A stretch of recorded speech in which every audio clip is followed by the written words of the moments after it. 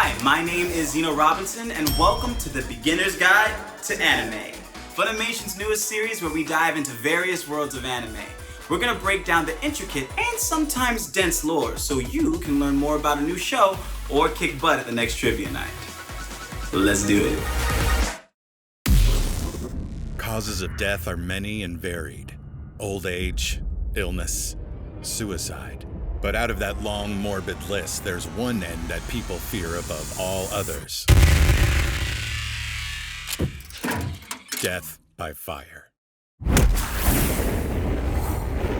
you know these words, then you know what show we're talking about. That's right. We're stepping into the blazing inferno and exploring the world of Fire Force.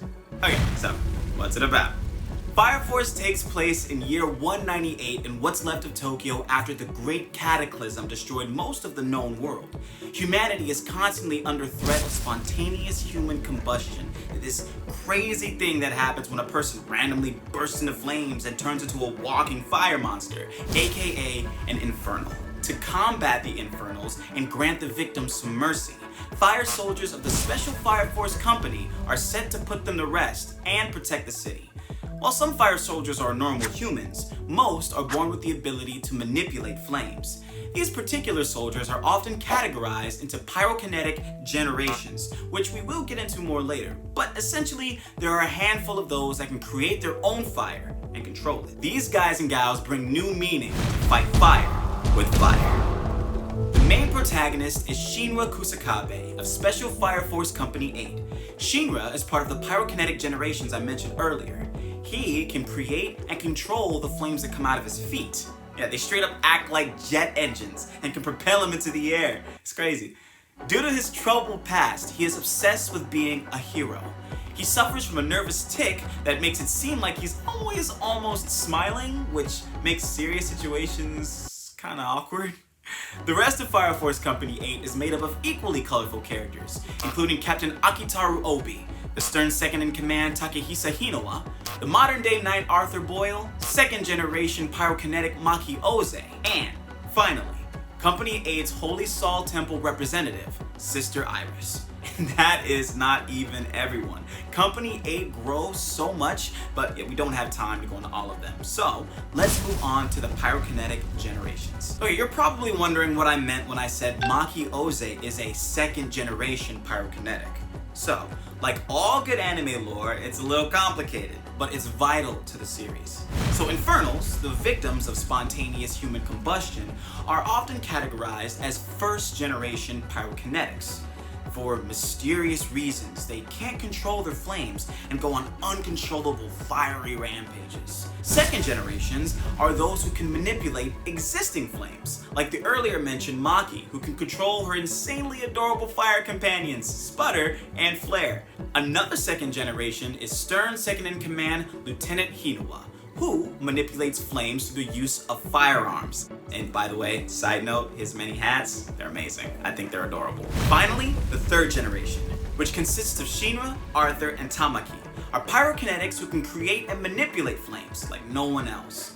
However, the main drawback is that they can easily overheat and damage their bodies. Oh, and one more thing, all generations are fireproof.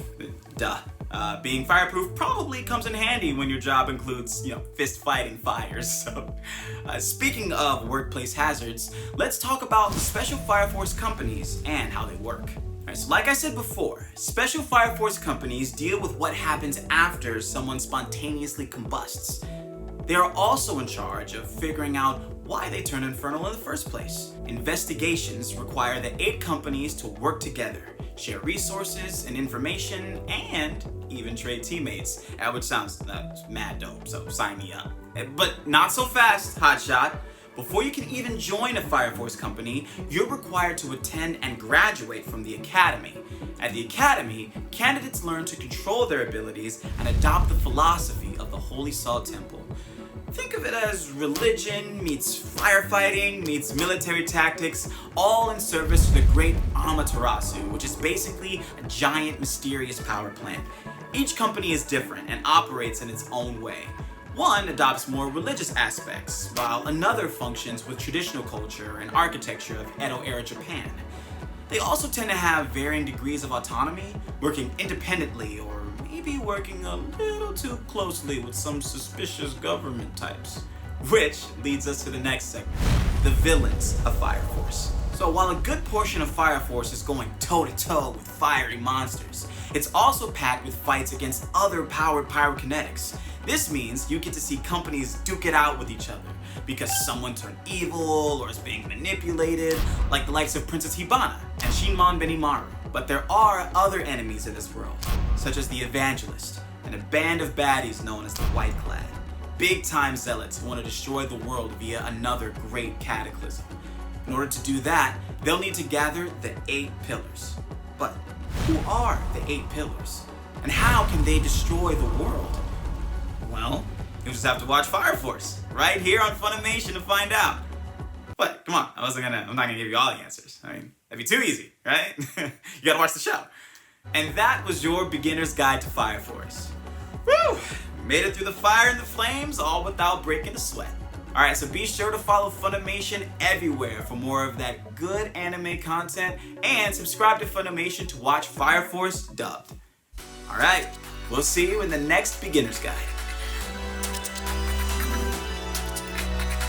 La Tome. That's how I should end it.